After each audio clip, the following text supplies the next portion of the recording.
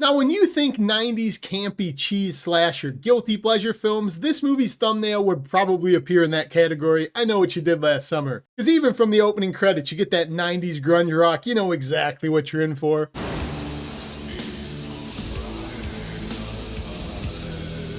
Yay! You can't tell me that's not music to kill to.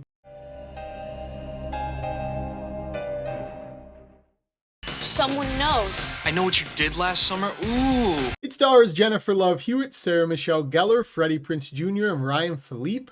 Phillippe? I don't know, whatever. You know where I'm going with this. It's about 4 teens. They go on a joyride one night to the beach. They're drinking, they're partying, they're having a grand old time before they go away to college, and they hit somebody in the middle of the road and kill them. And what else would you do if you were a teenager? Then dispose of the body, move on with your lives. We never talk of this incident again. You know how it goes. You've been there. And they're all living their lives. They've moved on. They've went away to college. They've grieved this. They've just moved on. They've left it behind them. And then a year later on the anniversary, they start getting very cryptic notes. People are sending them all notes saying, I know what you did last summer. So somebody saw what they did, and a man with a hook for a hand is out to get bloody revenge. And right off the bat, what makes this movie so damn enjoyable, if you've ever seen it, it is right up there, like I said in the intro, with classics when it comes to 90s camp, that era of slashers, where it is very lighthearted in tone, and these movies just aged terribly in some ways, but also awesome in others. The acting, it's like they overact on purpose every single scene. The blood is fake. The dialogue is absolutely terrible, but that makes the experience so much better because these movies are so fun. Yeah, this is like the poster child for that 90s era of slasher that we don't get anymore, and I kind of wish it would come back. But in all seriousness, I've always really liked the setup to this film because I think it's pretty realistic, and whenever a movie can put you in one of those gray area scenarios where you really wouldn't know what you would do, I like it. I obviously know what you should do. You should turn yourself in. You should tell the cops this happened. But never being in that situation as a teenager, derailing my life over a guy who's already dead that you killed by accident,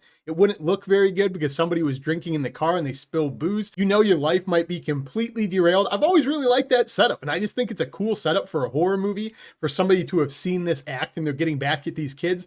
It's basically textbook 90s slasher comeback revenge film, but I'm here for it. I think the setup at least is really cool, and I really like it. But everything else in this movie, from the dialogue to the choreography, it's just chef's kiss.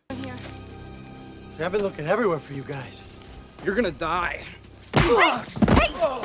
If you go back and watch this after all of these years, there's an added wrinkle of entertainment you can have if you've ever seen the parody Scary Movie that's making fun of this and Scream and so many other movies. I got a drinking game for you. Go back and watch this movie. Every time you see a direct contrast to what Scary Movie did and you think of a scene from that film, take a drink, take a shot, finish your drink, do whatever you want to do, or don't. You might be dead. But that's something that adds another level of entertainment to me. I cannot watch this movie without laughing because I always contrast the scenes from Scary Movie that are done so well making fun of this movie scenes. But getting into the plot, as I said, you have this guy with a hook for a hand. He's coming back. He's getting revenge against these kids who did this act last summer. And this movie is kind of the start of every horror trope we've went on to know for the last 30 years that is in every film. This is where the killer starts teleporting. He can simultaneously be everywhere. He cleans up every mess instantaneously. I could go on forever. This movie establishes basically every well-known horror trope that we experience in 2024, which makes it so much more campy and classic. Because this movie has some of the most ridiculous scare setups and just scenes in general compared to all of those 90s classics we go back and revisit. There's a scene in here where a girl has her trunk filled with crabs, completely full. She tells somebody about it. 30 seconds later, it's completely wiped clean. No evidence whatsoever.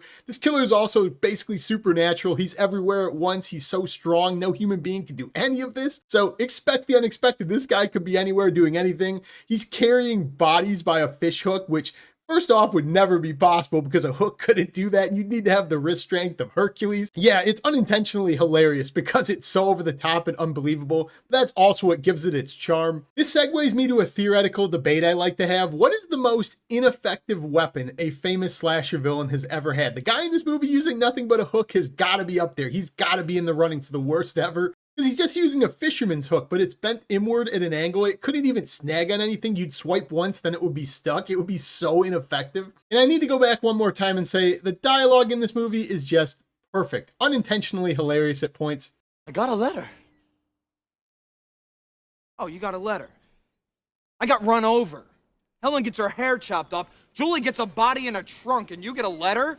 That's balance. There are just so many lines in this that are meant to be serious. They're supposed to be dramatic, but they are downright hilarious. So it has that going for it too. And a big reason why this was so popular at the time it came out is because they cast a bunch of up and coming stars in this to play in a slasher. Freddie Prinze Jr., Sarah Michelle Gellar, Jennifer Love Hewitt. Sarah Michelle Gellar's playing Helen, this beauty queen. That's a big reason this movie got popular. But I've always been Team Julie. You're either Team Helen or you're Team Julie, okay? Jennifer Love Hewitt as Julie. Woo, none of them can act particularly well, but Julie is still the best part of the movie. If you know, you know. And when you get past all of the killing and you get to the finale that takes place on this fisherman boat, it is absolutely ridiculous, but it has no business being as entertaining as it is. You're going through this boat, going through the ice box where you would put fish, but there's actually bodies there now. The way people are acting, absurd. It requires huge leaps of logic to believe anything that's happening, how people are acting, how they're getting around, how it plays out, but that does not mean it's not entertaining. What happens to the killer and how they set up number 2 is pretty creative and cool as well. I've always really enjoyed that. This movie also makes the creative choice when they do the killer reveal of revealing him in everyday clothes, just talking to you like an everyday person, which really stands out amongst slasher films, especially during the 90s. The costume was everything. So I think it's a pretty unique and creative choice to have them do that at the reveal. This movie also has one of the dumbest endings ever. It's the generic start of the trope. As I mentioned earlier, this movie started so many tropes where somehow in the final scene, the killer comes back and it just makes no sense continuity-wise why that scene would happen,